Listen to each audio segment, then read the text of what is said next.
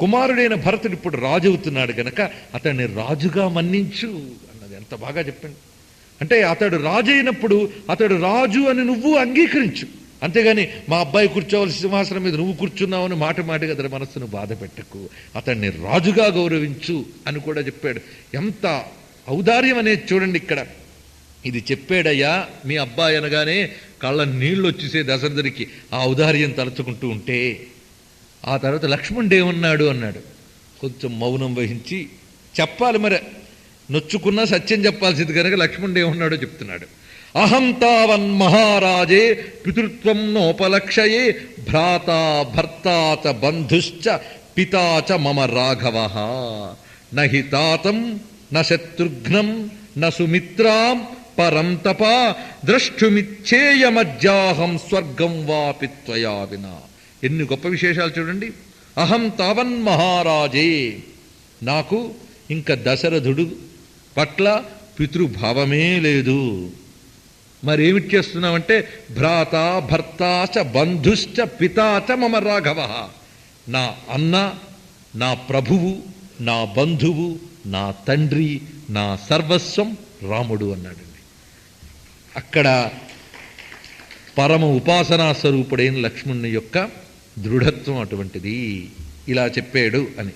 ఇంతేకాదు, రామచంద్రమూర్తి చిత్రకూటానికి వెళ్ళినప్పుడు కూడా ఒక్కసారి లక్ష్మణుడితో అంటట, ఎందుకంటే అప్పుడు నువ్వు నేను వస్తున్నాను బాధతో వచ్చేసావు, కానీ మరోసారి ఆలోచించుకో, తిరిగి వెళ్ళిపో.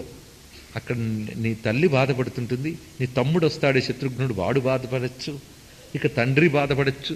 ఒకసారి వెళ్ళిపో, నాకేం పర్వాలేదు, ఒక్కడనే నిజానికి వస్తానన్నాను, మీరిద్దరూ వినలేదు నా మాట అంటే అతడితో కూడా చెప్తున్నాడు. నహి తాతం న శత్రుఘ్నం న సుమిత్రాం పరం తప ద్రష్టుమిచ్చేయమజ్జాహం స్వర్గం వాపి త్వయా వినా అని గొప్ప మాట చెప్పాడు చూడండి. ఇదే శరణాగతి అంటే. నాకు తండ్రి అక్కర్లేదు, శత్రుఘ్నుడు అక్కర్లేదు, సుమిత్ర అక్కర్లేదు, నువ్వే కావాలి, త్వయా వినా, నువ్వు తప్ప నాకు ఇంకేం అక్కర్లేదని. మనం రోజు చేసే ప్రార్థనే త్వమేవ మాతా చ పితా త్వమేవ త్వమేవ బంధుశ్చ సఖా త్వమేవ త్వమేవ విద్యా ద్రవిణం త్వమేవ త్వమేవ సర్వం మమదేవ దేవ. అయితే మనం నోటితో అంటాం, ఆయన మనస్సుతో సహా అక్కడ ఆ విధమైన స్థితిలో ఉన్నాడనమాట. అలా సర్వం రామమయం అన్నటువంటి స్థితిలో ఉన్నాడు ఆయన. ఇలా ఉండగా ఇలా చెప్పాడయ్యా లక్ష్మణుడు అని. తర్వాత సీత ఏం చెప్పిందంటే, సీత అందరికీ నమస్కారములని చెప్పు అని ఆమె కళ్ళ నీళ్లు తిరగడం చూశారు, ముఖం అటు తిప్పేసుకున్నది అన్నది. ఆ కళ్ళ నీళ్లు మళ్ళీ ఇతరు చూడకూడదని. అంటే ఒక్కసారి ఆ పెద్దవాళ్ళని తలుచుకోగానే వాళ్ళ నుంచి దూరం అవుతున్నానని ప్రేమపూర్వకమైనటువంటి వేదన ఆమెకు కలిగినట్టుంది. ఆమె వెళ్ళిపోతున్నది. కానీ వెళ్ళిపోతున్నప్పుడు నేను వాళ్ళని అలా చూస్తున్నాను, నా కనుమరుగు చూపు దాటిపోయే వరకు చూస్తూ ఉన్నాను. చూస్తున్నప్పుడు ఎలా కనబడ్డారో తెలుసా? ముందు రాముడున్నాడు, తర్వాత సీత, ఆ తర్వాత లక్ష్మణుడు. ఈ దృశ్యం నాకు ఎలా కనబడిందంటే, ఆ ఇద్దర నడుమను చనుక్ష్మాయోషా ప్రియకుమారి స్మరహరణెప్త్ర శ్రీయుగ్మమజ్జగత సుష్మాయత దృగ్రేఖ ముంద అరగి దహించు. ఇంత గొప్పగా చెప్తున్నాడు చూడండి. అటు రాముడు ఇటు లక్ష్మణుడు, మధ్యలో సీత ఎలా ఉన్నారంటే శివుని యొక్క 3 కన్నుల్లా ఉన్నారు వాళ్ళు ముగ్గురు అన్నాడు. రామచంద్రమూర్తి ఇటు లక్ష్మణుడు, మధ్యలో సీత శివుడి పాలనేత్రంలా ప్రకాశిస్తున్నదన్నాడు. అగ్ని వలె కనబడుతున్నదన్నాడు. ఎటువంటి అగ్నో తెలుసా? శివుడి పాలనేత్రం ఏం చేసిందో తెలుసా? కాముణ్ణి కాల్చేసింది, మన్మథుణ్ణి కాల్చేసింది. అలాగా ఆ తగని కామం చేత ఎవడున్నాడో వాడిని కాల్చడానికి తాను సిద్ధంగా ఉన్నాను అన్నట్లుగా ప్రకాశిస్తుందన్నాడు. అంటే రావణ వధకు బయలుదేరుతున్నది అనేటువంటి స్పృహని ఎంత చక్కగా విశ్వనాథ వారు కల్పవృక్షంలో ఆవిష్కరించారు చూడండి. అలాగా వాళ్ళని పంపించేసి ఇంక నేను అక్కడే అగ్నిలో పడిపోదాం అనుకున్నానయ్యా. నిజానికి ప్రాయోపవేశం చేద్దామనుకుంటే ఆయన ముందే ఒట్టు పెట్టేశాడు. నువ్వు గాని ఇక్కడ నుంచి దశరథ దగ్గరికి వెళ్ళకపోయేవా నా మీద ఒట్టే అన్నట్ట రాముడు. లేకపోతే నన్ను అందరూ అలాగా తక్కువ చూపు చూస్తూ నీ వల్లే కదా అన్నట్లు నన్ను దోషించేశారు. చివరికి కైకేయి నువ్వు హాయిగానే భావంతులో ఉన్నారు, అదేదో నేను పాపం చేసినట్టు నన్ను అయోధ్యవాసులు అందరూ చూస్తున్నారు. ఇలా వీళ్ళకి మొహం చూపించకుండా రాముడు లేని అయోధ్యకి రావడం నాకు ఇష్టం లేదు, కనుక అక్కడే అగ్నిలో పడిపోదామంటే పరమశివుండు రాముడను వాచము పెట్టిన యొట్టు చేసి సాక్షాత్తు ఆ పరమేశ్వరుడే రాముడు. ఆయన ఉట్టిపెట్టాక ఇంకేం చేయగలను? అందుకే నేను సరధుడ నవ్వుచు అగ్గి జొరజాలక, అగ్గిలో పడలేక వేలుపటేట ప్రాణముల్ తొరగను లేక, పోనీ గంగానదిలో పడిపోదామనిపించింది. కానీ ఆయన అన్నటువంటి మాట గుర్తుకొచ్చి తిరిగి వద్దామని చెప్పి రథాన్ని వెనక్కి వెళ్ళడానికిని చేతిలో కొరడా తీసుకుని గుర్రాన్ని అదిల్చాను. అవి కదలలేదయ్యా అన్నాడు. గుర్రాలు కూడా కదలలేదట రాముణ్ణి విడిచి, అవి రాలేకపోతున్నాయి. ఈ రథముతో ఒలుకు వచ్చెదనంచు నెంచినం తురగములొక్క ముందడుగు తూగవు నా కష బ్రద్దలైచనన్. నేను పట్టుకున్నటువంటి ఆ కొరడా బద్దలైపోయింది, కానీ గుర్రాలు కదలలేదు. ఎంతో కష్టపడి తోలుకొచ్చానయ్యా రథాన్ని అని చెప్పి కూలబడిపోయేట్టయినా వెంటనే హా సీత, హా రామ, హా లక్ష్మణ అని వేదనతో దశరథుడు మరోసారి మూర్ఛితుడై తిరిగి వారు చేసినటువంటి శైత్యోపచారాలతో మేల్కొని ఇంకా రామచింతనతోనే ఉన్నాడు. ఉండి అంటాడు, అసలు రాముడు నాకు దూరం అయ్యాడని ఎవడు చెప్పాడు అనుకున్నాడు. ఏమీ దూరం అవ్వలే, ఇంకా దగ్గరైపోయాడు. ఇలా గుండెలో కూర్చున్నాడు. ఇప్పుడు అదే చింత తప్ప నాకు మరొకటి లేదు అని మాటి మాటికి కలవరింతలు అవే, పలవరింతలు అవే. ఆ సమయంలో గుర్తుకొచ్చింది, ఒకప్పుడు నేను చేసేనే తెలియక చేసిన ఒక పొరపాటు, అది ఇంతగా తీసుకొచ్చింది నాకు అని శ్రవణ కుమార గాథ మీ అందరికీ తెలిసిందే. దాన్ని స్మరించుకున్నాడు. అప్పుడు ఆ విధంగా చేసిన దానికి ఆ పుత్ర వియోగం అనేది అనుభవిస్తున్నాను. కానీ ఇది వియోగమే కాదు, యోగం కూడా. ఆ ఆర్తితో, ఆ రామభావనామగ్నమైనటువంటి మనస్సుతో ప్రాణత్యాగం చేయగలిగాడు దశరథుడు. అంటే ఇంకా ఆ ఉన్నత్యాన్ని మనం ఏమని వర్ణించగలం? అటువంటి దివ్యమైన యోగంతో వెళ్ళిపోయాడు దశరథుడు. ఇక్కడ దశరథుడి యొక్క ఆ వియోగ యోగం, ఆర్తి మనకు కనబడుతుంది. ఇలా అనేక మంది యోగులు మనకు కనబడతారు, వివిధ యోగాలు కూడా కనబడతాయి.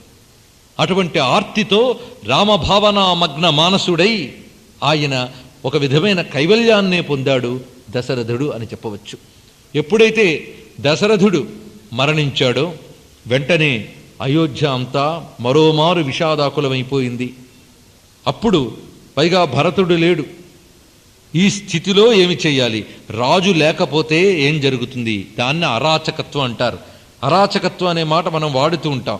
అరాచకత్వం అంటే రాజు లేకపోతే, అంటే శాసించేవాడు, చెప్పేవాడు లేకపోతే ఇష్టానుసారాన్ని ఉంటాయి.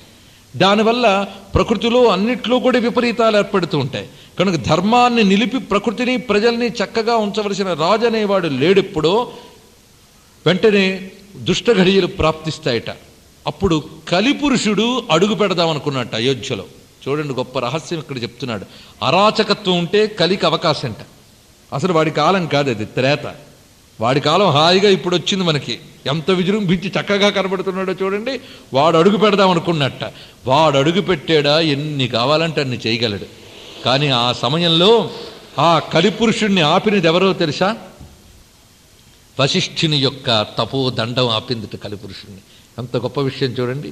ఆ మహర్షి యొక్క, ఆ బ్రహ్మర్షి యొక్క తేజంతో కలిపురుషుడు ప్రవేశించలేకపోయేట అయోధ్యలో. అప్పుడు ఇంకా రాజు కావాలి గనక కబురు పంపించారు. భరతుడు కేకయ్య రాజ్యానికి వెళ్ళాడు కదా, అక్కడ కబురు వెళ్ళింది. కానీ ఈ కబురు వెళ్ళే లోపలే భరతుడు ఒక్కసారి ఉదుటన పీడకల వచ్చి లేచేట. ఆయన చూశారా, ఆత్మీయత బంధాలు అంత బలంగా ఉంటాయి. అంత చక్కటి అనుబంధాలన్నీ కూడా ఈ కుటుంబ సంస్కృతిలో ఉన్నవన్నీ కూడా మనకి రామాయణంలో కనబడతాయి. భరతుడు తెలియని దుఃఖంతో లేచి పీడకలు వచ్చినట్లుగా భావించి, తనకేదైనా కీడు, ఏదైనా పీడకలు వచ్చింది, అపశకునం కనబడింది అంటే ఒక్కటే వాళ్ళకి.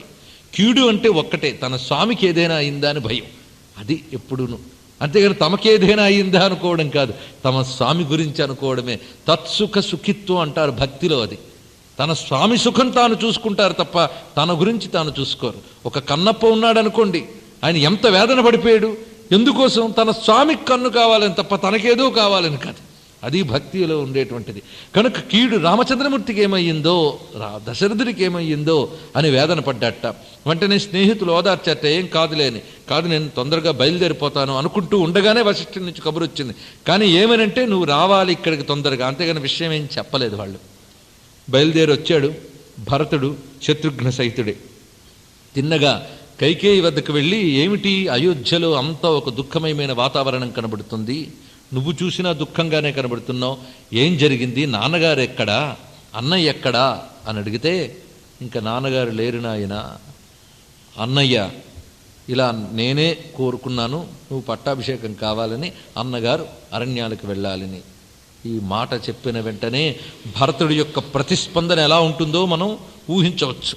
తీవ్రంగా స్పందించాడు ఆయన.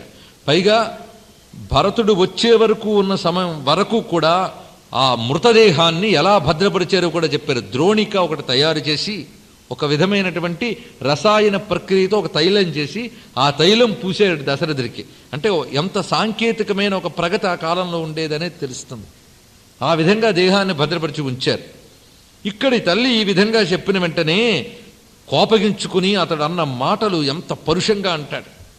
నువ్వు ఆఖరికి నీ భర్తనే చంపుకున్నావు, నువ్వు నీ కొడుకునే అడవికి పంపించావు, నీకు తెలియదా అన్నాడు అంత తీవ్రంగా. నహిమన్యే నృశంసేత్వం రాజధర్మం అవేక్షసే. అసలు ఇంత నీచత్వంగా నువ్వు ఎలా ఊహించావు? రాజధర్మం నీకు తెలియదా? ఇక్ష్వాకుల ఇంటి కోడలువేమో, ఇక్ష్వాకుల యొక్క రాజవంశధర్మం ఏంటో నీకు తెలియదా? గతిం వా నవిజానాసి రాజవృత్తస్య శాశ్వతం. ఈ రాజుల యొక్క ధార్మికమైన ఒక అనూచాన పద్ధతి ఉందే, సంప్రదాయం, అది నీకు తెలియదా? సతతం రాజపుత్రేషు జ్యేష్ఠో రాజాభిషిచ్యతే రాజ్ఞా మేతత్ సమంతత్ స్యాత్ ఇక్ష్వాకూణాం విశేషతః. ఇక్ష్వాకుల్లో ఎవడు జ్యేష్ఠపుత్రుడో అతడు రాజు అవడం సంప్రదాయం. ఈ చిన్న ఉన్నటువంటి తరతరాలుగా వస్తున్నటువంటి ఈ ఒక్క విధానాన్ని నువ్వు అతిక్రమించేవే, తప్పు కదా అని మందలించి తిట్టి దూషించినంత పనిచేసి పడిపోయేట. ఆ పడిపోవడం ఎలా ఉన్నదంటే వస్త్రాలన్నీ కూడా నలిగిపోయి ఉన్నాయి, కళ్ళు ఎర్రగా ఉన్నాయి, శరీరంలో సత్తువే లేదుట. మూర్ఛపోయాడు భరతుడు. కొంతసేపటికి లేచి తేరుకుని, సరే నేనే రాముడు, ఆయనే భరతుడున్, నీవే రఘుత్తంసు కన్నానం చెంచుము, నేను బోవలయు కాంతారంబు ఎట్లుండును. సరే నేను రాముడు అనుకో, ఆయన భరతుడు అనుకో, నేను అడవికి వెళ్ళిపోతాను, ఆయన వస్తాడు. ఎందుకంటే ఆయన్నే నువ్వు కన్నావనుకో, నేను అడవికి వెళ్తాను, ఆయన పంపిస్తానని. వెంటనే ఒక్కసారి ఉలిక్కిపడిందిట కైకేయి. ఉలిక్కిపడి అంటుందిట, అనినం కైకేయి ఇట్లెనన్ తగుదురా ఎన్నా మరీ వేగి కాననమేమవుదువు. నువ్వు అడవికి వెళ్తే ఏమైపోతావో నైనా, నువ్వు వెళ్ళొద్దు అంటే. మరి రాముడు వెళ్ళాడు అంటే ఆయన వెళ్ళడం నువ్వు వెళ్ళడం ఒకటేనా అంటండి. నిజంగా చూడండి ఎంత గొప్పగా అంటుందో కైకేయి. అంటే ఆమె పుట్టిన దగ్గర నుంచి రాముడి పట్ల ఆమెకున్నటువంటి ప్రేమ విశ్వాసాన్ని ఎవడు కదిలించగలడు? ఏమందరా కదిలించలేదు. అందుకే రాముడి పట్ల ఆమెకున్నటువంటి ప్రత్యయం, అంటే రాముని యొక్క ప్రతాపం పట్ల ఆమెకున్న నమ్మకం ఏమాత్రం తగ్గలేదు. అంత చక్కగా చెప్తుంది చూడండి. మరి ఈవేగి కాననమేమో ఉదవు రామచంద్రుడనినన్.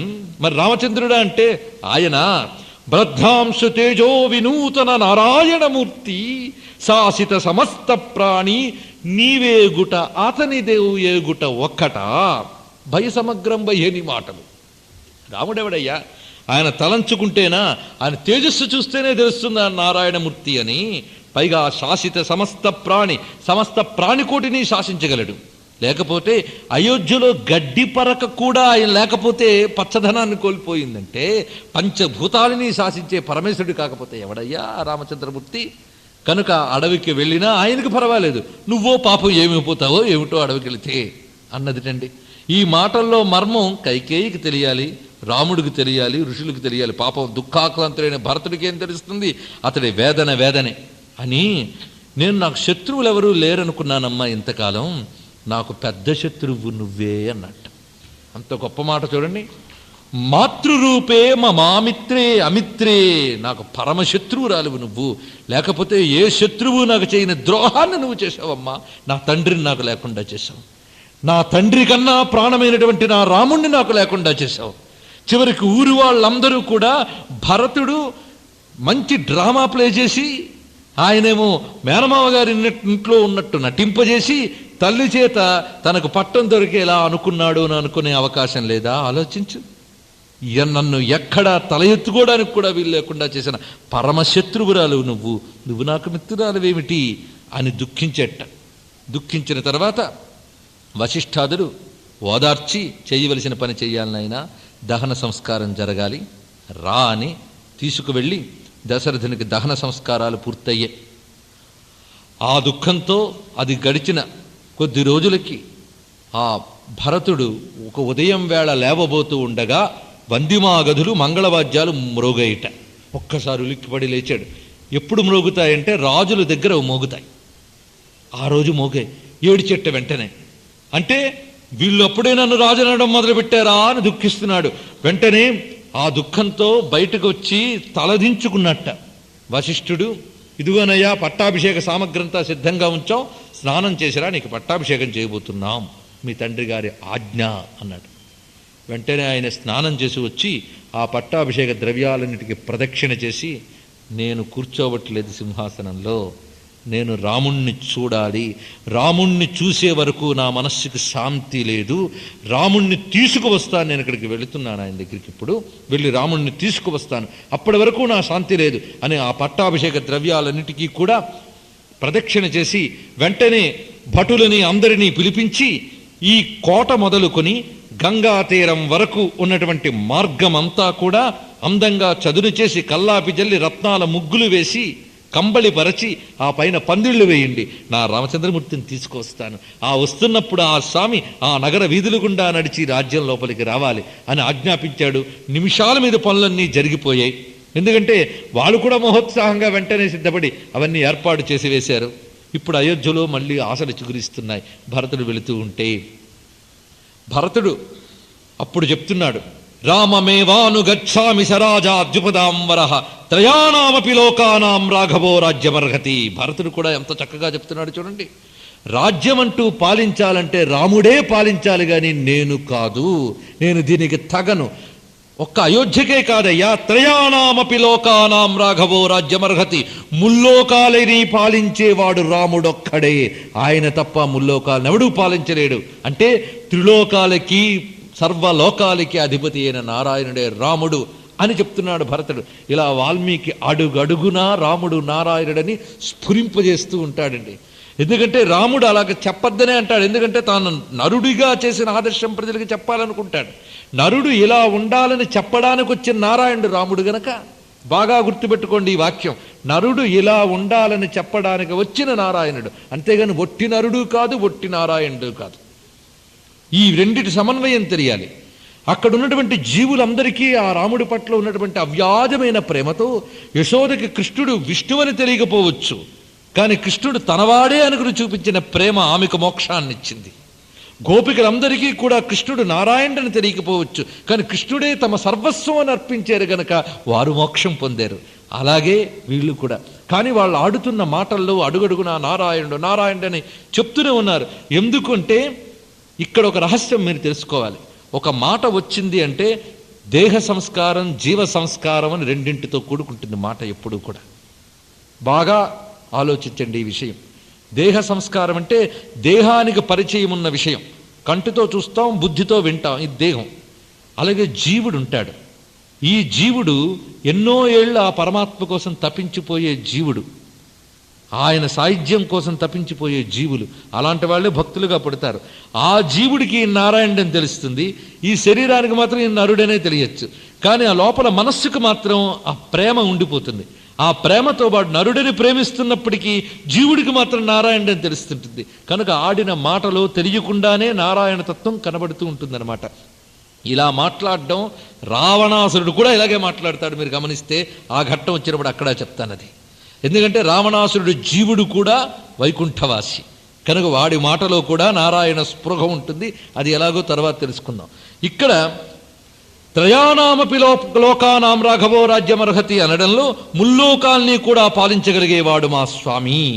యది త్వార్యన్న శక్ష్యామి వినివర్తయితుం వనాత్ వనే తత్రైవ వత్స్యామి యథార్యో లక్ష్మణస్తథా. ఒకవేళ రాముణ్ణి గాని నేను తీసుకురాలేకపోతే ఆల్టర్నేటివ్ ముందే ప్రిపేర్ అయిపోవాలన్నిటికీ.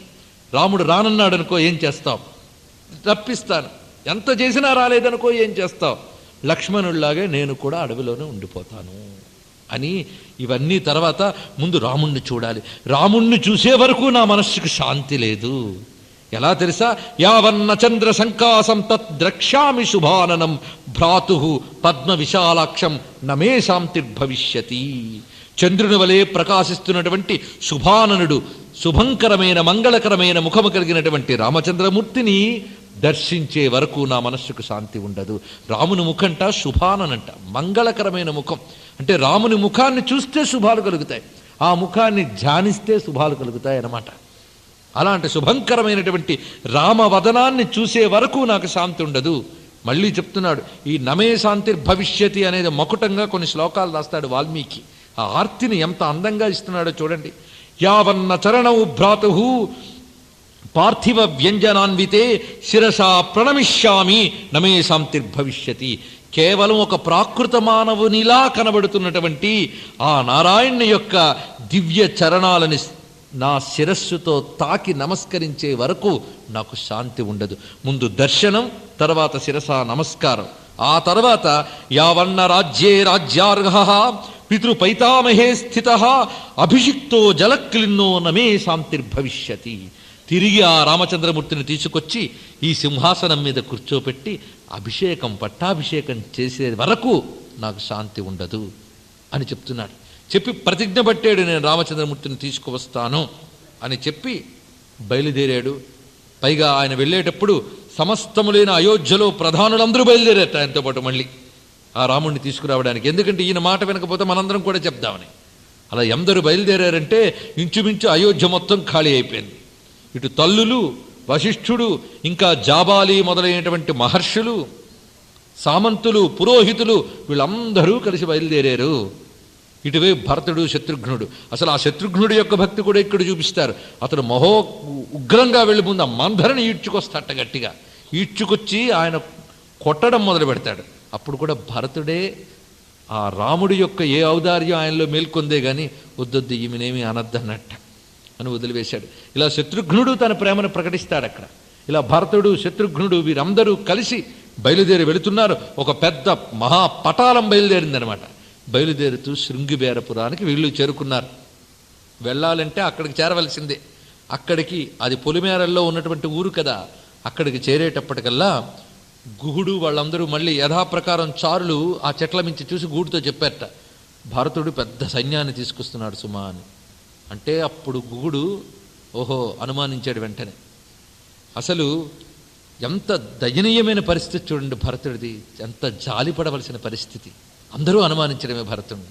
ఎంత సైన్యంతో వస్తున్నాడంటే అసలు రాముడు అడవుల్లో ఉంటే మళ్ళీ వచ్చేస్తాడు కదా అని అక్కడికక్కడే పూర్తి చేయడానికి బయలుదేరుతున్నాడా అనుకున్నట్టండి.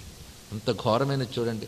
అసలు అందరూ అనుమానించారట. అసలు కౌసల్య ఇలా భరతుడు వచ్చి వేదన పడుతున్నాడని తెలిసి ఒకసారి రమ్మను అన్నదిట. ఆ కౌసల్య మందిరంలోకి వెళుతూ భరతుడు వణుకుతూ వెళ్ళి నమస్కరించి కొన్ని ఒట్లు పెడతాడండి. ఆ ఒట్లు మీరు వింటే నిజంగా ఎన్నో నేర్చుకోవచ్చు అందులోంచి. ఆ ఒట్లలో మనకు కావాల్సిన చాలా ఉంది. అదొక సర్గ రాశారు ఆయన వాల్మీకి.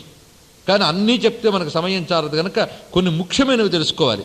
ఆ ఒట్లు ఎలాంటివంటే, అమ్మా రాముడు అడవులకు వెళ్ళిపోవడానికి నేను కారణం కాదమ్మా. ఎవరి వల్ల రాముడు వెళ్ళిపోయాడో వాడు చాలా వేదనను అనుభవించుతాడు, వాడు పాపానికి పోతాడు. నా వల్లే రాముడు వెళ్ళిపోతే నేను పాపానికి పోతానమ్మా. ఎలాంటి పాపానికి పోతానో తెలుసా అని కొన్ని ఒట్లు పెట్టాడండి. అవి ఎన్ని పాపాలో చూడండి.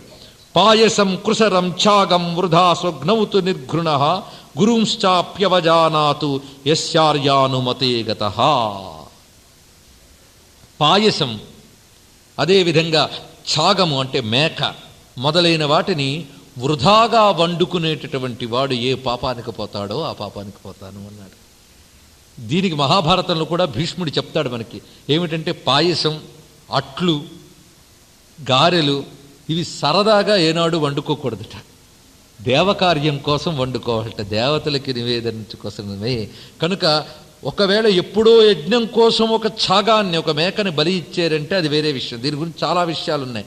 అంతేగాని తన కోసం, తన రుచి కోసం మాత్రం మాంసాదుల్ని తినరాదు అని కూడా చెప్తున్నాడు. అక్కడ ఇన్ని విశేషాలు చూడండి. అలాగాని చేస్తే ఏ పాపానికి పోతారో ఆ పాపానికి పోతాను. గురువుల్ని అవమానించేవాడు ఏ పాపానికి పోతాడో ఆ పాపానికి పోతానని. మనకి ఇప్పుడు సినిమాల్లో చూస్తే గురువులను అవమానించడమే పూర్తిగా కనబడుతుంది.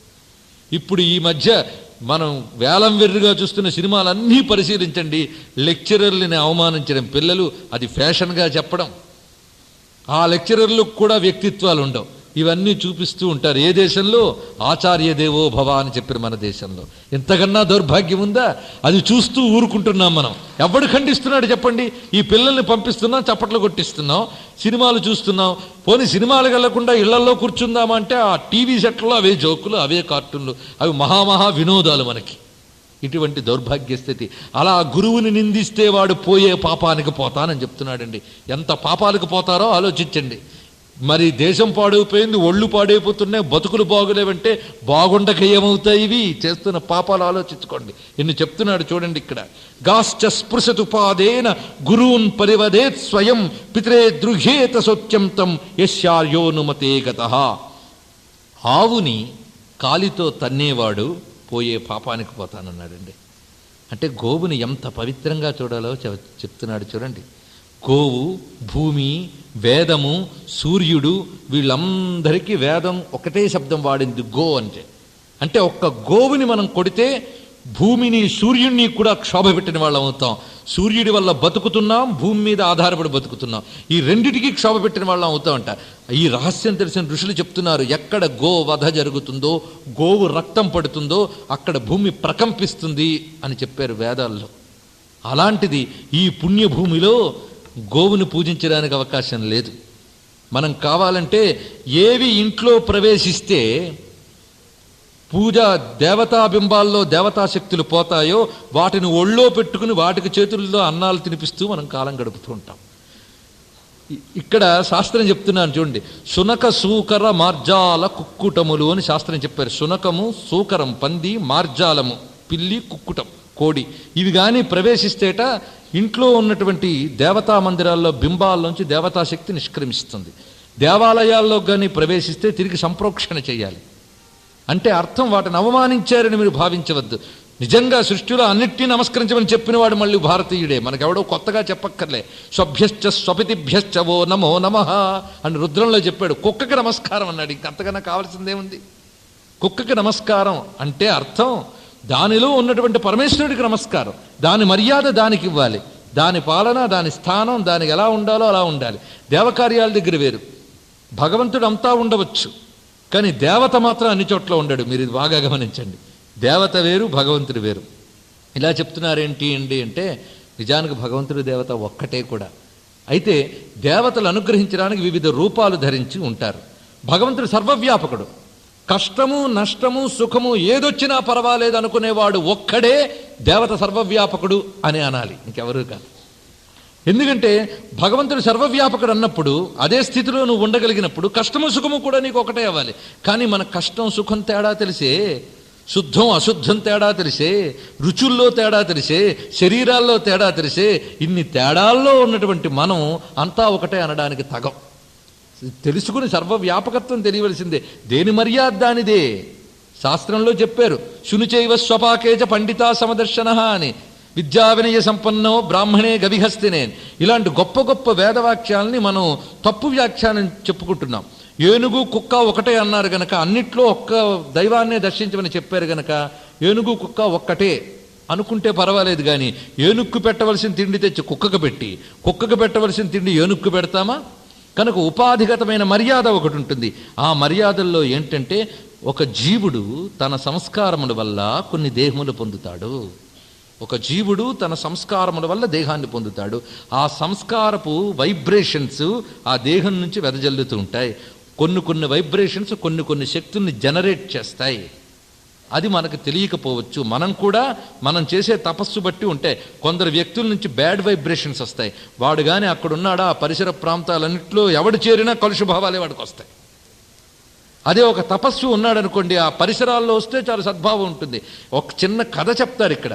ఏమనంటే జరగలేదు ఎక్కడ, కానీ కల్పితంగా చెప్పారు, కానీ నీతి కోసం చెప్పారు. రాముడు లక్ష్మణుడు సీత వెళుతున్నట్టు అడవిలో వెళుతూ ఉంటే లక్ష్మణుడు వీళ్ళ యొక్క ద్రవ్యములన్నీ మోస్తూ ఉన్నట్టే వెనకాల.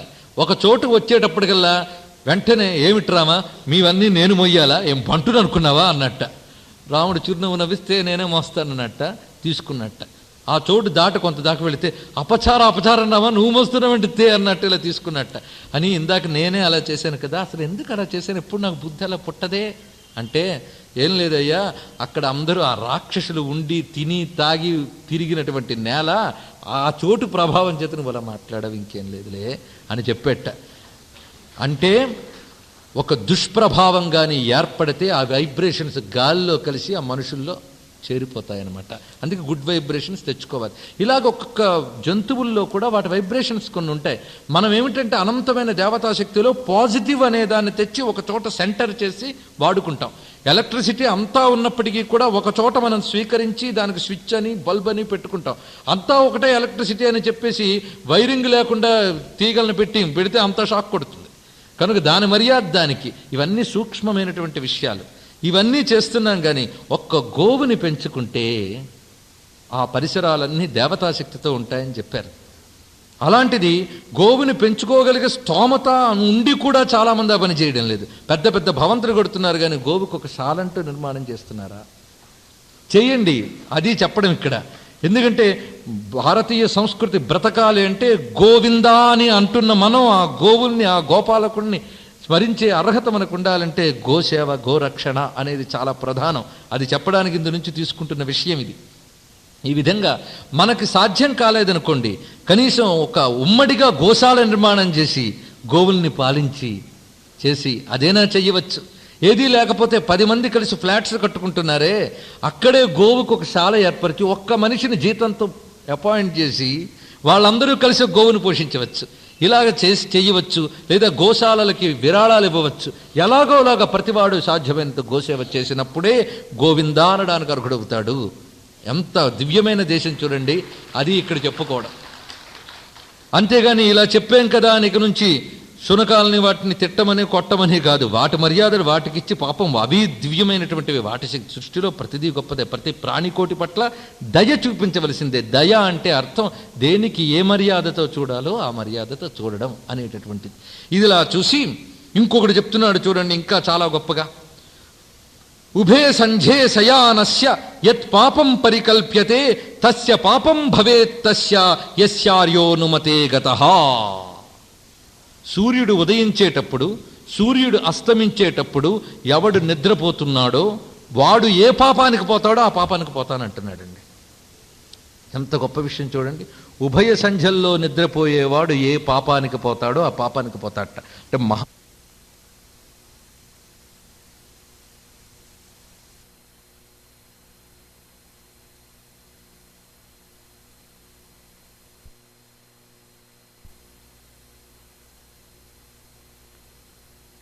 ఎదుగని రాసుకున్నాడు ఆయన. కనుక జీవితంలో ఎదగాలంటే, బుద్ధి బాగా పనిచేయాలంటే సూర్యుని కన్నా ముందు లేవాలి. ఎందుకంటే బుద్ధికి సూర్యుడు అధిదేవత. బయట జరుగుతున్నటువంటి మార్పులకి, శరీరంలో మార్పులకి ఒక లింక్ ఉంది. అది గమనించాడు భారతీయ ఋషి. గమనించి ఒక చక్కని జీవన విధానాన్ని ఏర్పాటు చేశాడు. ఈ రెండిటికి ఒక సమతౌల్యాన్ని ఏర్పరచడానికి. ఆ కారణం చేత సూర్యుడు ఉదయించుతున్నప్పుడు ఎవడు మేల్కొని ఉంటాడో వాడు బుద్ధిశక్తి జాగృతమవుతుంది. అంత గొప్ప ఆ సూర్యోదయ సమయంలో ఉన్న దైవశక్తిని కూడా పట్టుకుని ఉపాసించినటువంటి ఈ గొప్ప దేశం గనుకనే ఇప్పటికీ ప్రపంచానికి మేధావులను అందించగలిగినటువంటి గొప్పవారు భారతదేశం నుంచి వస్తున్నారు, మీరు గమనించితే. అయితే మన పూర్వీకుల యొక్క తపస్సు ఇప్పుడు కొనసాగుతోంది, కానీ మనం చేస్తున్న తపస్సు లేదు గనక ఇంకా చెప్పుకోలేని రోజులకు వెళ్ళే ప్రమాదం ఉంది గనక ఈ రామాయణం వంటి వాక్యాల ద్వారా మనం జాగృతమైతే అప్పుడు పనికొస్తుంది. అంత చక్కగా చెప్తున్నాడు చూడండి. ఉభే సంధ్యే శయానస్య యత్ పాపం పరికల్ప్యతే తస్య పాపం భవేత్ తస్య యస్యార్యోనుమతే గతః అని ఇలా వరుసగా కృతఘ్నుడు ఏ పాపానికి పోతాడో ఆ పాపానికి పోతాను, దేవతలని, పితృదేవతలని, తల్లిదండ్రులని మరచిపోయేవాడు ఏ పాపానికి పోతాడో ఆ పాపానికి పోతాను అన్నాడు. అంటే ప్రతివాడు మరచిపోకుండా చేయవలసినది దేవయజ్ఞం, పితృయజ్ఞం, మనుష్యయజ్ఞం, భూతయజ్ఞం, ఋషియజ్ఞం అని 5 చెయ్యాలి. వీళ్ళ పట్ల తన కృతజ్ఞత రోజూ చెప్పాలట. అందుకే మనది యజ్ఞ సంస్కృతి. అది చెప్పనివాడు ఏ పాపానికి పోతాడో ఆ పాపానికి పోతాను అని ఒట్లు పెట్టేటండి కౌశల్య దగ్గర. అలాంటి అక్కడే భయపడ్డాడు ఆయన. ఇప్పుడు శృంగివేరపురం వచ్చేటప్పటికల్లా గుహుడు వాళ్ళందరితో చెప్పేట, మీరు యుద్ధానికి సిద్ధంగా ఉండండి, దేనికైనా మంచిది, నేను అసలు ముందు ఒక్కడనే వెళ్ళి కనుక్కుంటాను ఏమిటి విషయం, ఎందుకు వస్తున్నాడో అని వచ్చేట గుహుడు. వచ్చేటప్పుడే శంకాదృష్టి. పాపం భరతుడు మూర్తీభవించిన విషాదంలా వస్తూ ఉన్నాడు.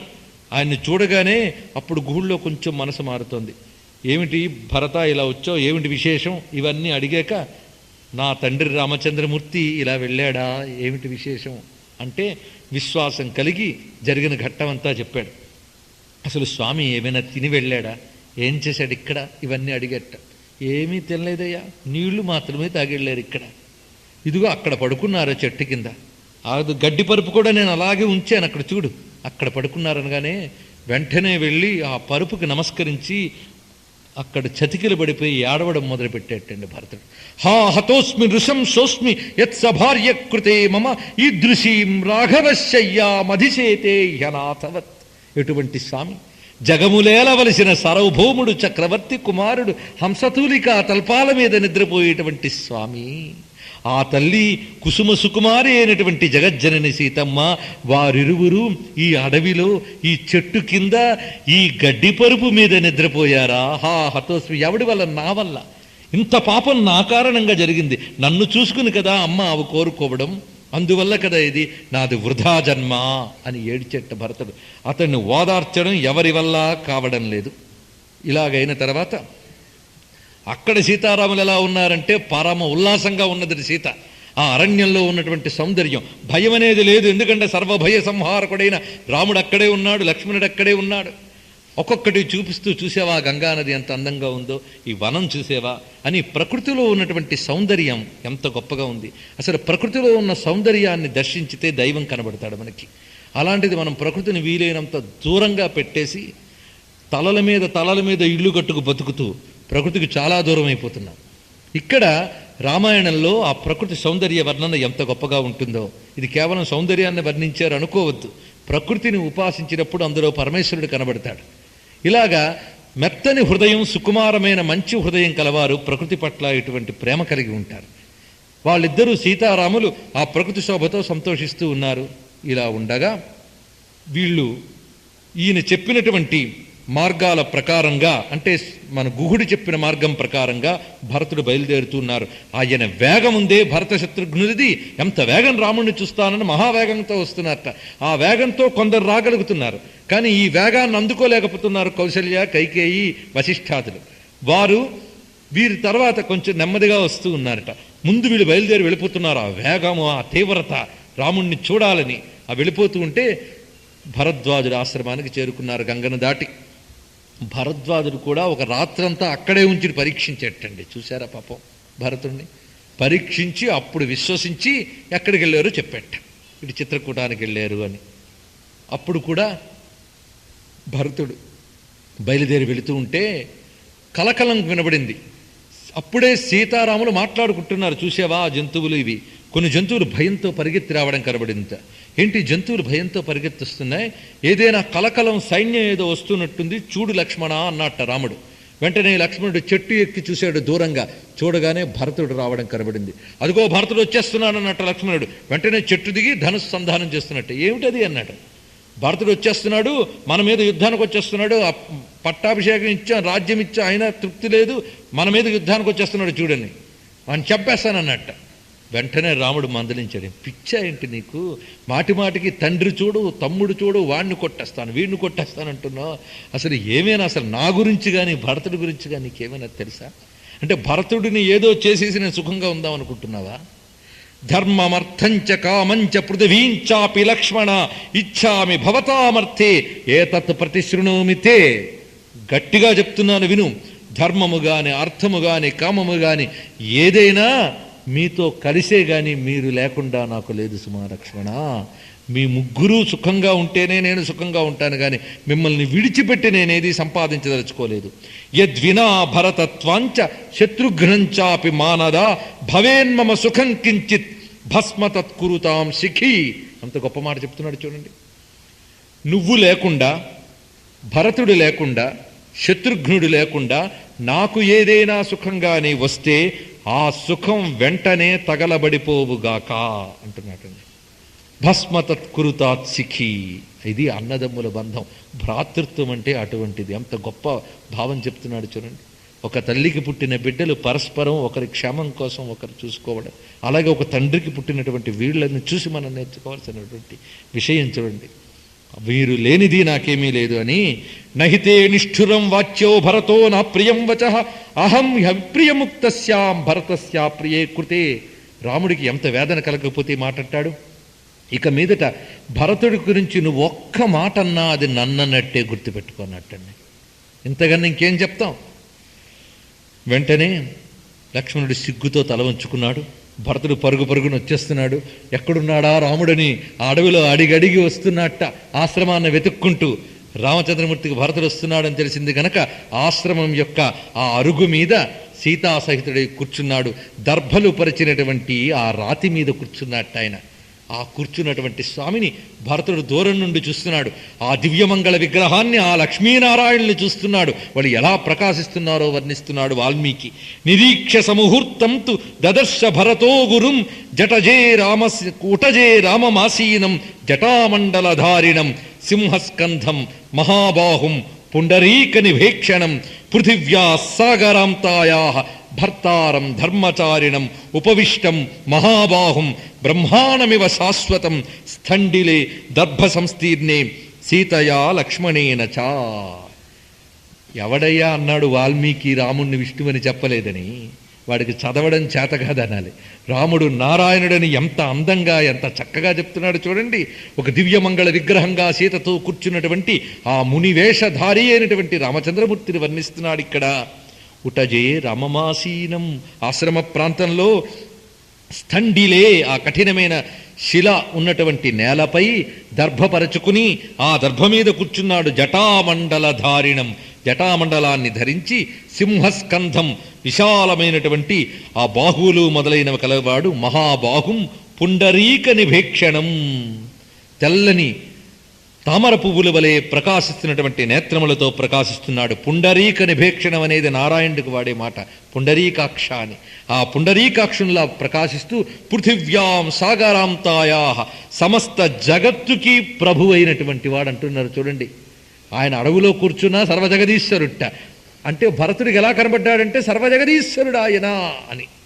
భర్తారం ధర్మచారిణం, సర్వ జగత్తుకి ప్రభు అయినటువంటి వాడు ధర్మచారుడైనటువంటి స్వామి. బ్రహ్మాణమివ శాశ్వతం అన్నాడు. గొప్ప మాట ఇది. బ్రహ్మాణమివ శాశ్వతం అంటే శాశ్వతమైన బ్రహ్మము వలె కనబడ్డాడు. బ్రహ్మదేవుడు కాదు ఇక్కడ.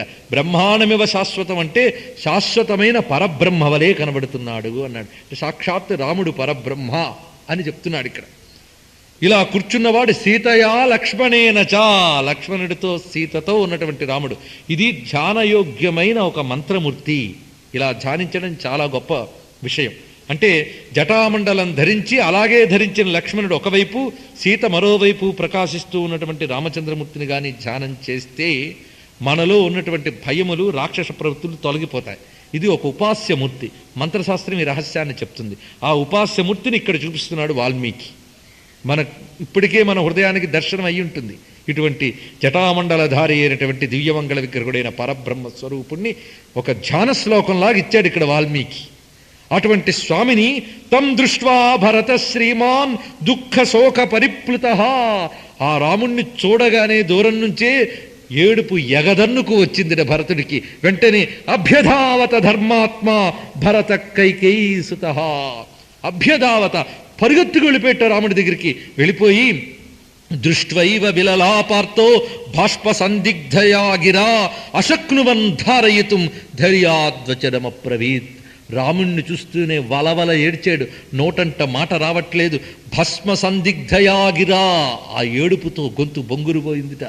రమా అని ఏడుస్తూ పాదం పట్టుకుందామని ప్రయత్నిస్తూ ఆ వాలుతున్నప్పుడే మూర్ఛపోయి పాదం మీద పడిపోయేట. ఆ ఆర్తితో పడిపోయేట భరతుడు. వెంటనే 2 చేతులతో లేవనెత్తాడు రామచంద్రమూర్తి. లేవనెత్తి గాఢంగా ఆలింగనం చేసుకుని దగ్గర కూర్చోపెట్టుకుని లాలించెట్ట.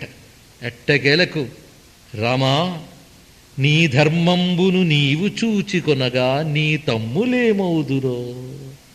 నీ ధర్మం నువ్వు చూసుకున్నావే, మరి నీ తమ్ముల ధర్మం నీ తమ్ముడు చూసుకోవద్దా? మా ధర్మంబుల మాట ఏమి యగునో మన్నించితే సర్వధర్మాధీనంబగు నీదు చిత్తమున ఎలా రాదు నా మాట. సంబాధం వైచను క్లేశవేళబడి లుప్తం బయ్యనో మత్స్మృతుల్, నీ ధర్మం నీ ధర్మం అని నువ్వు చూసుకున్నావే, మా ధర్మాల విషయం మర్చిపోయావా? లేక ఆ వేదనలో నన్ను మర్చిపోయావా? నేను గుర్తుకు రాలేదా రామా నీకు? ఎలా వచ్చేసావు చెప్పు? నువ్వు లేకుండా నేను ఉండగలనా? మా ధర్మాల గురించి ఏమిటి అంటే, రాముడు, ఓ తమ్ముడా బిట్టు డస్సితివి, బాగా అలసిపోయి కనుక అలా మాట్లాడుతున్నావు, కాస్త సేదదీరు. నీకు నాకు ధర్మైక్యమే ఇచ్చను, నేను నీ ధర్మాన్ని మర్చిపోలేదు సుమా. నీ ధర్మం నువ్వు చెయ్యాలి, నా ధర్మం నేను చెయ్యాలి. నీ ధర్మం ఏమిటి? మనిద్దరం కూడా తండ్రి మాటే పాటించాలి. తండ్రి మాట అంటే తండ్రి అమ్మకిచ్చిన మాట అని అర్థం. తండ్రి ప్రామిస్. ఆ ప్రామిస్ ఏమిటో తెలుసా? నేను అడవులకు వెళ్ళాలి, నువ్వు రాజ్యపాలన చేయాలి. కనుక నా ధర్మం అడవికి రావడం, నీ ధర్మం రాజ్యపాలన చేయడం. కనుక నువ్వు అది చెయ్యు. నీ ధర్మం నేను మర్చిపోయాను ఎలా అనుకున్నావు? నీ ధర్మం నువ్వు చెయ్యాలని చెప్తున్నాను నేను. నువ్వు రాజ్యపాలన చేయవలసిందే అన్నట్టు రాముడు. అంత చక్కగా చెప్పాడండి. అది కాదు నాయనా, నువ్వు తిరిగి వచ్చేయాలని చెప్పడానికి నేను వచ్చానన్నట్ట. సరే, అందరూ క్షేమంగానే ఉన్నారు కదా అని ప్రశ్నిస్తాడండి. ఇక్కడ ఆ కుశల ప్రశ్న వేస్తాడు. అక్కడే రాముని యొక్క ఔన్నత్యం కనబడుతుంది. ఈ సర్గలో ఉన్నటువంటి శ్లోకాలన్నిటికీ పేరు కచ్చిత్ సర్గ అని. ఈ సర్గలో ఇది కుశలమా, ఇలా జరుగుతోందా, ఇలా ఉంది కదా అని ప్రశ్నిస్తాడు. అందులో రాజ్యం ఇలా సాగుతోందా, నువ్వు చక్కగా పాలన చేస్తున్నావా, పాలనలో మంత్రులు ఇలా ఉన్నారా, ఇక నీ దగ్గర ఉన్నటువంటి వారు ఇలా పనిచేస్తున్నారా, నువ్వు మంత్రాంగం ఎలా చేస్తున్నావు, అప్రమత్తంగానే ఉన్నావా, ఇవన్నీ అడుగుతారు. దీనంతటినీ కూడా ట్రాన్స్లేషన్స్ చేసి దేశాలు, ప్రపంచ దేశాలన్నిటికీ ఏ పాలనా యంత్రాంగాలు ఉన్నాయో వాటికి పంపాలి. ఎందుకంటే రాజ్యం ఎలా పాలన చేయాలో అందులో రాసి ఉంటుంది మొత్తం. నేను చెప్పేనే, మానవుడి యొక్క వ్యక్తి ధర్మం, కుటుంబ ధర్మం, రాజధర్మం, సర్వధర్మముల సంభారం రామాయణం. ఎన్ని చోట్ల మీకు కనిపిస్తుందో రాజ్యపాలన విషయం. ఈ కచ్చిత్ సర్గ మొత్తం రాజు ఎలా పాలించాలి అనేటువంటి దాని మీద అద్భుతమైనటువంటి విషయాలు. ఇలా నువ్వు పాలిస్తున్నావు కదా అని అడుగుతున్నాడు. అంటే అడగడం తీరు చూడండి. ఇది ప్రశ్నలో ఎంత గొప్పతనం ఉందంటే, నువ్వు రాజ్యం చేసి తీరాలి అని చెప్పడం ఒకటి ఉంది. రెండో వైపు ఏం కనబడుతుందంటే, ఒక అన్నగా రాజ్యపాలన ఎలా చేయాలని బోధించడం కనబడుతుంది. బోధించడం అంటే నువ్వు చెయ్యకపోతే నేను చెప్పడం, నువ్వు ఎలాగో చేస్తావు కనుక ఇలా సాగుతోంది కదా అని ప్రశ్నించడం, నువ్వు అలా చేస్తూనే ఉంటావులే అనడం. అంటే అనే తీరులో ఎన్ని కలబోసి అడుగుతున్నాడు చూడండి. అదే మాటలో ఉన్నటువంటి నేర్పు. మనం కమ్యూనికేషన్ స్కిల్స్ అని చెప్పి విదేశాల నుంచి కూడా పెద్ద పెద్ద గొప్ప వాళ్ళని పిలిపించి పాఠాలు చెప్పించుకుంటుంటాం. ఒక అవరికి వాళ్ళు 1,00,000 తీసుకున్నా కూర్చుంటాం మనం. కానీ ఈ కమ్యూనికేషన్ స్కిల్స్ మొదలైనవన్నీ కూడా రామాయణం నుంచి తీసుకు చెప్పచ్చు మనం. ప్రతిదీ కూడా ఇందులో కనబడతాయి మనకి. తీసి చూపించాలి. ఎంత చక్కగా మాట్లాడే తీరు, అవతల వాడికి ఎంత కన్విన్స్. ఇలా అడగడం కన్నా, ఏం సరిగ్గా పాలిస్తున్నావా లేదా, అందరినీ సరిగ్గా చూసుకుంటున్నావా లేదా అంటే మాకు మాత్రం తెలియదా అనుకోవచ్చు. కనుక ఇలా జరుగుతుంది కదా పాలన అంటే, నువ్వు ఎలాగూ చేస్తావనుకో, సాగుతోంది కదా అంటే హెచ్చరించడం ఉంది, నమ్మకం ఉంది, నువ్వు ఇలా చేస్తావని నమ్మకం నాకుందని. ఇన్ని చెప్పడంతో పని అంత సానుకూలం చేయొచ్చు. అంత చక్కగా మాట్లాడుతున్నాడు రామచంద్రమూర్తి. ఇదంతా అయ్యింది. నాన్నగారు క్షేమమే కదా అని అడిగాడు. వెంటనే చెప్పాడు, నాన్నగారు లేరయ్యా, అయిపోయినది అని. రామచంద్రమూర్తి ఒక్కసారి కన్నీరు గార్చి, చేయవలసిన పని ఎప్పుడైతే పెద్దవారి మరణ వార్త విన్నారో వెంటనే చేయవలసినది స్నానం చేసి పితుతర్పణం, పిండ ప్రదానం ఇత్యాదులు, జలాంజలి అంటారు, అవన్నీ చేసి అప్పుడు కూర్చున్నాడు.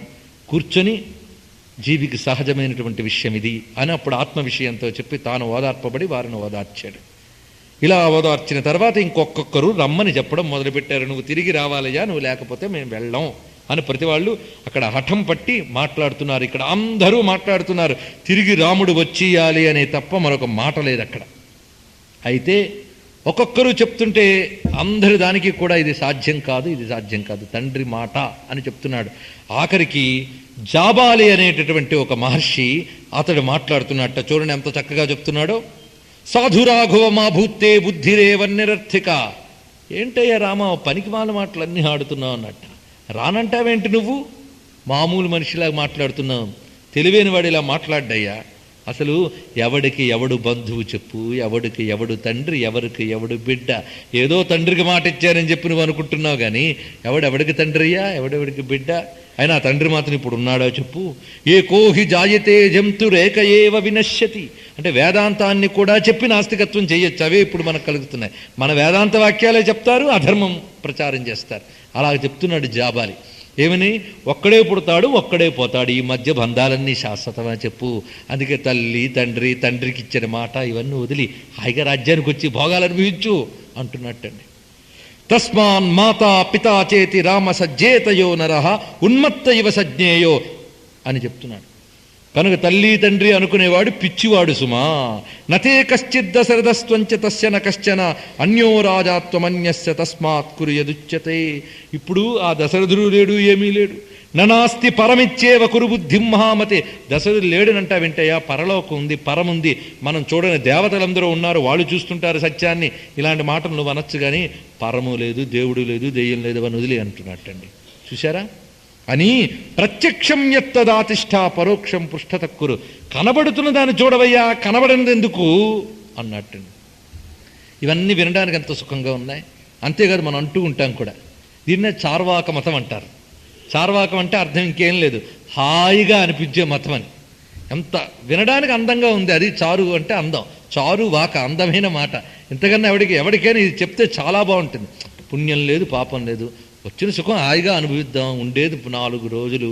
ఈ 4 రోజులు తల్లి తండ్రి ధర్మం బాధ అనుకుంటూ అబ్బో ఎవడు పడతాడు ఈ బాధలంటే వినడానికి అంత చక్కగా ఉంది చూడండి. ఇప్పుడు మన జీవిత సిద్ధాంతమే అది. వినడానికి ఏమిటి, మన లైఫ్ ఫిలాసఫీ అది అయిపోయింది. ఇంక చెప్పడానికి ఏముంది. ఇది ఆ జాబాలు మాట్లాడితే అసలు నీలాంటి నాస్తికుడు అయోధ్య రాజ్యంలో ఎలాగున్నాడయ్యా ఇంతకాలం ఉన్నట్టండి రాముడు. అంత గొప్పగా అన్నాడు చూడండి. రాముడు మృదువు అంటే చేతకాని వాడు కాదు. ఎక్కడ ఎంత కఠినంగా మాట్లాడాలో అంత కఠినంగా మాట్లాడాలి. ధర్మం కఠినమైనటువంటిది, పట్టుదల కలిగి ఉండాలి. పట్టుదలకి అంత దృఢత్వం కావాలి. కనుక మెత్తనివాడే కాడు రాముడు, గట్టివాడని నిన్ననే చెప్పుకున్నాం. కనుక ఎంత బాగా చెప్పాడు. బహుశా ప్రేమ కూడా మోహం కూడా పాపం చేయిస్తుందనడానికి నువ్వే ఉదాహరణ అయ్యా. నా మీద ప్రేమతో ఎన్ని పాపం మాట్లాడుతున్నా నువ్వు. అకార్యం కార్య సంకాసం అపథ్యం పథ్య సన్నిభం. నీ మాట ఎలా ఉన్నదంటే కూడని పని కూడిన పనిలా కనబడుతుంది, తినరానిది తినేటట్టు కనిపించేటట్లుగా. అపథ్యం పథ్య సన్నిభం. నిర్మర్యాదస్తు పురుష పాపాచార సమన్విత మానం నలభతే సత్సు భిన్న చారిత్ర దర్శన. ఎవడి క్యారెక్టర్ ముక్కలైపోతుందో వాడు ఆడవలసిన మాట ఇది. మర్యాద లేనటువంటి వాడు పాపాచారుడు, వాడికి నిజమైన సుఖం ఎప్పుడూ లభించదు సుమా. ఎత్తదగ్రే విషమివ పరిణామే అమృతోపమం తత్సుఖం సాత్వికం విద్ధి ఆత్మబుద్ధి ప్రకాశకం అని గీతలో కృష్ణ పరమాత్మ చెప్తాడు. అనుభవించినప్పుడు మొదట వేదనగా ఉన్న పరిణామంలో శాంతినిచ్చేదే నిజమైన సుఖం, అది సాత్విక సుఖం. అంతేగాని మొదట ఆనందంగా అనిపించి తరువాత వేదన కలిగించేది తామసిక సుఖం అని చెప్తాడు. ఈ విధంగా సాత్వికమైన సుఖం అనేది అది ధర్మంతో మాత్రమే సాధ్యమవుతుంది. నీకేం తెలుసయ్యా ధర్మం గురించి?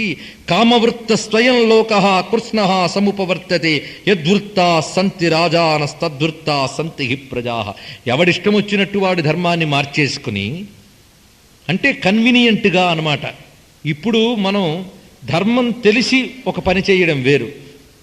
చేతికొచ్చినట్టు లేదా నోటుకొచ్చినట్టు ఒక అధర్మం చేసేసి తర్వాత బుద్ధితో ఆలోచించి దాన్ని ధర్మం అని డిఫెండ్ చేసుకోవడానికి ప్రయత్నిస్తారు చాలామంది. దానికోసం ప్రమాణాలు యుక్తులు తీస్తారు. అది కాదు ధర్మం అంటే. తాను పూర్ణంగా ధర్మం అని తెలిసి ఆచరించేటప్పుడు మరి వెనకడుగు వేయడం లేదు. అది చెప్తున్నాడు ఇక్కడ. ఎవడికి ఇష్టం వచ్చినట్టు వాడే వెళితే ప్రపంచమేమవుతుంది, పైగా నేను వెళితే లోకమేమవుతుంది. కనుక నేను ధర్మాన్ని విడిచిపెట్టను. సత్యం అనేది ఏమిటో తెలుసా? సత్యమేవేశ్వరో లోకే సత్యం పద్మాశ్రితా సదా సత్యమూలాని సర్వాణి సత్యాన్నాస్తి పరం పదం. సత్యమే ఈ లోకాన్ని పాలించే దైవం. సత్యాన్ని ఆశ్రయించుకుని లక్ష్మి ఉంటుంది, ఐశ్వర్యం సత్యాన్ని ఆశ్రయించుకుంటుంది, అసత్యాన్ని ఆశ్రయించుకుంటుంది. అయ్యా మీరు చెప్పింది బాగానే ఉంది, మరి అసత్యాన్ని ఆశ్రయించుకున్న వాళ్ళందరూ బోలెడంత ధనికులైపోతున్నారు అంటే వాళ్ళకి ఎన్ని దరిద్రాలు ఉన్నాయో మనకేం తెలుస్తుంది? వాళ్ళు అనుభవించబోయే భయంకర దారిద్ర్యాలు ఏవో మనకేం తెలుస్తుంది? కనుక తాత్కాలికమైన మిడిసిపాటును చూడడం కాదు. ధర్మము సత్యము లేనిది దైవం లేదు, సంపద ఉండదు. అది బాగా గుర్తుపెట్టుకోండి. తత్కాలంగా అధర్మం వల్ల సంపద వస్తున్నట్లు కనిపించినా అది పరిణామంలో పాపం కలిగిస్తుంది.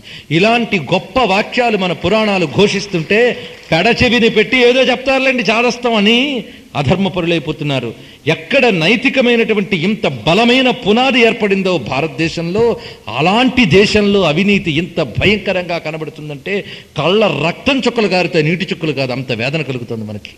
ఏ రోజు పేపర్ చేసినా ఒక దేవస్థానాల్లో జరిగేటువంటి దోపిడీలు, వైద్యాలయాల్లో జరిగే దోపిడీలు, విద్యాలయాల్లో జరిగే దోపిడీలు, అవినీతులు, బాగా చదువుకున్నామని చెప్పి పదవులెక్కిన వాళ్ళు దోచుకునే అవినీతులు ఎన్ని కనబడుతున్నాయో చూడండి. రామాయణం పుట్టిన నేల మీద ఇంత ఘోరమైన కృత్యాలా అని బాధ కలుగుతుంది. కారణం, జీవితానికి ధర్మానికి సంబంధం లేదు, ఇదేదో పరలోకానికి సంబంధించింది అని నిర్ణయించేసుకుని ఆ ధర్మాన్ని జీవితంలోకి తెచ్చుకోకపోవడం వల్ల వచ్చినటువంటి దౌర్భాగ్యకర పరిస్థితి ఇది. ఇప్పటికీ కూడా మనకు మనం ప్రశ్నించుకోలేకపోతున్నాం, సమర్థించుకుంటాం ఆ ధర్మాన్ని. అది ఇక్కడ చెప్పడం. రాముణ్ణి చూడండి, అందరూ కూడా రాముడు రాజ్యానికి రావాలన్న వాళ్లే, ఒక్కడు కూడా అడవిలో ఉండిపో అన్నవాళ్ళు లేరు, చివరికి వశిష్ఠుడితో సహా.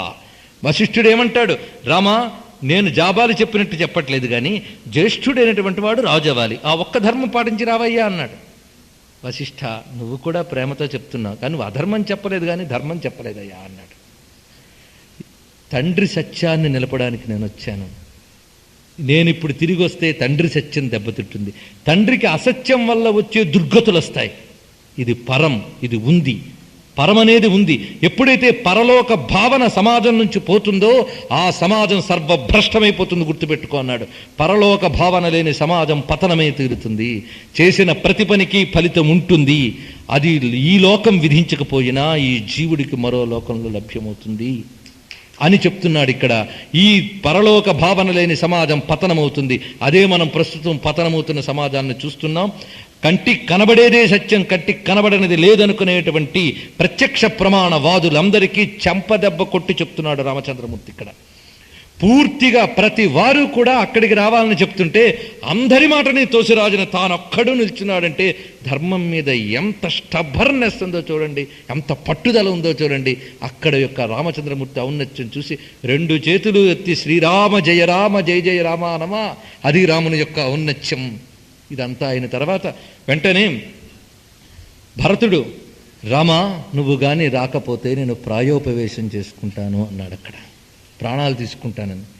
ఇదేమిటయ్యా హఠము, ధర్మాన్ని తప్పరాదని చెప్తున్నా అని బుజ్జగించి లేవనెత్తి చెప్తున్నాడు, వెళ్ళు రాజ్యాన్ని పాలించు, మాతరం రక్ష కైకేయం. గొప్ప మాట చెప్పాడు చూడండి. అమ్మని జాగ్రత్తగా చూసుకో. ఏ అమ్మని? కైకేయం. కైకేయిని జాగ్రత్తగా చూసుకో.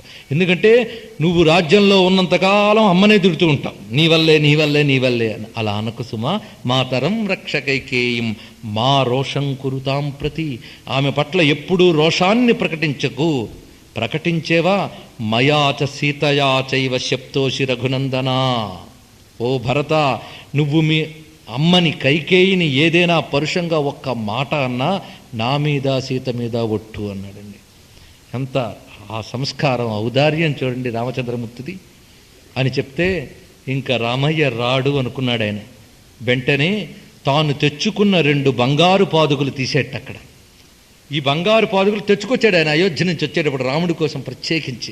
ఎందుకంటే ఈ పాదుకులు వేసి ఆ రామచంద్రమూర్తిని రాజ్యానికి తీసుకువెళ్ళాలి అని ఆయన కోరిక. ఎందుకంటే అడవికి ఏమీ లేకుండా వెళ్ళిపోయాడు స్వామి. ఆ కారణం చేత ఇప్పుడు ఈ పాదుకులు స్వామికి తొడిగి క్షేమంగా తీసుకొద్దాము అనుకుని వెళ్ళాడే. అలాంటిది ఆ పాదుకులతో తీసుకురాలేకపోయాడు. ఇప్పుడు ఏం తీసుకురావాలి? పాదుకులు తీసుకురావాలి ఆయన. అందుకోసం ఓ స్వామి ఈ పాదుకుల మీద పాదం పెట్టవయ్యా అని అడిగేట. అప్పుడు అధిరోహార్య పాదాభ్యాం పాదుకే హేమభూషితే ఏతే హి సర్వలోకస్య యోగక్షేమం విధాస్యతః. ఎంత గొప్ప శ్లోకం చూడండి ఇది, ఎంత బాగా చెప్తున్నాడో భరతుడు. రామా ఈ స్వర్ణ పాదుకల మీద నీ పాదములు పెట్టు. అధిరోహార్య పాదాభ్యాం పాదుకే హేమభూషితే, దీని మీద ఏతే హి సర్వలోకస్య యోగక్షేమం విధాస్యతః. ఈ 2 పాదములే సర్వలోకముల యొక్క యోగక్షేమాలని వహించగలవు. నీ 2 చరణములే సర్వలోకముల యొక్క యోగము క్షేమము ఈ రెండింటినీ వహించగలవు గనక ఆ దివ్య చరణాలు ఈ పాదుకుల మీద పెట్టవయ్యా అని అడిగాడు. అంటే స్వామి చరణములు సర్వలోకానికి యోగక్షేమాలు ప్రసాదించేవి అని చెప్తున్నాడు. రామపాదము యొక్క మహిమ అది. అహం త్వా సర్వపాపేభ్యో మోక్షయిష్యామి మా శుచః అని చెప్పినప్పుడు యోగక్షేమం వహామ్యహం అన్నాడు కదా. యోగక్షేమం అంటే అర్థం ఏమిటి? యోగము అంటే లేని ఆనందం లభించడం, క్షేమము అంటే ఆ లభించింది భద్రంగా ఉండడం. ఆ యోగక్షేమాలు రెండూ ఇవ్వగలిగేవి రాముని యొక్క 2 పాదములు అని, ఈ పాదుకల మీద పెట్టవయ్యా అని ఆ 2 పాదుకల్ని శిరస్సు మీద పెట్టుకుని సపాదుకే సంప్రణమ్య రామం వచనమబ్రవీత్ 14 వర్షాణి జటాచీరధరో హ్యహం ఫలమూలాశునో వీర భవేయం రఘునందనా. స్వామి, ఈ పాదుకలతో నీకు ప్రదక్షిణ చేస్తున్నాను అని ఆ 2 పాదుకల్ని తల మీద పెట్టుకుని సీతారాములకు ప్రదక్షిణ చేశాడు భరతుడు. ప్రదక్షిణ చేసి చెప్తున్నాడు, నువ్వు తిరిగి వచ్చే వరకు కేవలం ఫలమూలములు తింటూ 14 సంపూర్ణై నేను కూడా నీవలే ఈ జటలు అవి ధరించి వల్కలములు ధరించి కాచుకుంటూ ఉంటాను సుమా. నేను పాలించను, నీ పాదములే పాలిస్తాయి, నీ పాదుకులు పాలిస్తాయి. 14 సంపూర్ణే వర్షే ఘని రఘుత్తమ నద్రక్ష్యామి యది త్వాంతు ప్రవేక్షామి హుతాశనం. 14 సంవత్సరాలు గడిచిన తర్వాత ఒక్కరోజు ఆలస్యమైన నేను అగ్నిలో ప్రవేశిస్తాను, గుర్తుపెట్టుకో అని చెప్పెట్ట అని ఆ పాదుకులకి నమస్కరిస్తున్నాడు. ఆ పాదుకుల్ని తీసుకువెళ్ళాడు, అయోధ్యలోకి వెళ్ళాడు. అయోధ్య అంతా కూడా ఆయనకి ఒక శూన్యమైనటువంటి పాడుబడిన బీడులా కనబడింది. తానే ఉండలేకపోయాడు అయోధ్యలో, బయటకు వచ్చేశాడు. అయోధ్యకు దూరంగా నందిగ్రామం అనే రాజ్యంలో రామపాదుకలకు పట్టాభిషేకం చేశాడు భరతుడు. తన అహంకారం మొత్తం రామపాదాలకి ధారపోసి పట్టాభిషేకం చేశాడు. పాదుకా పట్టాభిషేకం, రామపాదుకలకు పట్టాభిషేకం. ధ్యానించండి ఆ దివ్య పాదుకలని. ఆ పాదుకలకు పట్టాభిషేకం మనం చేసుకోవాలి భరతుని వలె. ఎలాగో ఇప్పుడు మనం తెలుసుకోవాలి. వీళ్ళందరూ యోగులు, భరతుడు మహాభక్తుడు, భరతుడిని మించినటువంటి సోదరుడు లేడు. మరి లక్ష్మణుడయ్యా ఒకడు గొప్పవాడని చెప్పడానికి ఇంకొకడిని తక్కువ చేయక్కర్లే, ఎవరు భక్తి వారిది. సీతమ్మ గొప్పది అంటే ఉర్మిళ తక్కువ కానట్లే, లక్ష్మణుడు గొప్పవాడంటే భరతుడు తక్కువ కాలే, భరతుడు గొప్పవాడంటే లక్ష్మణుడు తక్కువ కాలే. భరతుడు భక్తి ఉన్నదే, అది నిత్య రామయోగంతో కూడుకున్నటువంటి ఆ మహాభక్తిని ఏమని వర్ణించగలం? భరతుడు నుంచి మనం నేర్చుకోవాల్సింది ఏమిటో ఇక్కడ చెప్పుకుంటున్నాం. భరతుడు మన జీవితం ఎలా పాలించుకోవాలో చెప్తున్నాడు. మన దేహం అయోధ్య. ఈ అయోధ్యలో నేనే సర్వమునకు కర్తను, నేనే పాలిస్తున్నాను, నేనే పోషిస్తున్నాను అనుకోరాదు. ఈ అయోధ్యలో సర్వ భోగత్యాగం చేసేటువంటి స్థితే దీక్ష వహించడం. అందుకే ఆయన ఏ ఆభరణాలు ఇవన్నీ పెట్టుకోకుండా కేవలం జటావల్కములు ధరించి రామపాదుకులు 2 పెట్టుకున్నాడు. అంటే తన కర్తృత్వం అంతా రామపాదుకుల మీద ఇచ్చేశాడు. తన చిత్తమంతా రామునికి అర్పణం చేశాడు. తాను చేస్తున్న ప్రతి పని కూడా రామపాదుకులు చేస్తున్నాయని రామపాదుకులకే అర్పణం చేస్తున్నాడు. కనుక ఏ భక్తుడైతే చేస్తున్న ప్రతి పని రామాజ్ఞగా భావిస్తాడో, అంటే రాముడు చెప్పిన ధర్మాన్ని నేను తూచా తప్పకుండా పాటిస్తున్నాను, కర్తవ్యాన్ని. ఇది ఎందుకు పాటిస్తున్నాను? రామార్పణంగా పాటిస్తున్నాను అని నిరంతర రామచింతనతో తప్పించిపోతాడో వాడు భరతుడు. కనుక ప్రతివారు వారి గుండెలో రామపాదుకుల్ని పట్టాభిషేకం చేసుకోవలసినదే. కనుక నందిగ్రామంలో భరతుడు చేసిన పట్టాభిషేకం కాదు, ప్రతి క్షణం మన హృదయంలో రామపాదుకుల పట్టాభిషేకం జరగాలి. రామపాద ముద్ర మన హృదయంలో ఉండాలి. రామపాద ముద్ర మనం చేసే ప్రతి పనిలో ఉండాలి, మనం చేసే ధర్మంలో ఉండాలి. అది పాదుకా పట్టాభిషేకం. ఒక్కసారి ఆ దివ్య చరణములు ఆ పాదుకలకి నమస్కారం పెడుతూ ఆ పాదుకా స్తోత్రం చేసుకుందాం. ప్రభురూపకల్పనా ప్రథమ సజ్జస్ఫురత్ పాదాబ్జయుగ కనత్ పరమభూష వైకుంఠమంగళద్వార్దేహళీదత్తము అక్షితర్పణము దీపాంకురంబు సనక సనందాది సకల దేవర్షి దత్త లతాంత మోహనతానిధానము అంచిత కుంకుమ హారిద్ర చందనాలేప కిర్మీరితాశ్లిష్టవర్ణము అంబుజోదరు పాద పర్యంత లంబవాన వనమాలికాధో నిధాన సూన పరమమిత్రము మా స్వామి పాదుకము పరమమిత్రము మా స్వామి పాదుకము మాయడల సుప్రసన్నమై మసలుగాక. స్వామి పాదుకలు మనకు సుప్రసన్నమై అనుగ్రహించాలంటున్నారు. ఎటువంటి పాదుకలంటే ప్రభురూప కల్పనా ప్రథమ సజ్జస్ఫురత్ పాదాబ్జయుగ కనత్ పరమభూష. రామచంద్రమూర్తిని ధ్యాని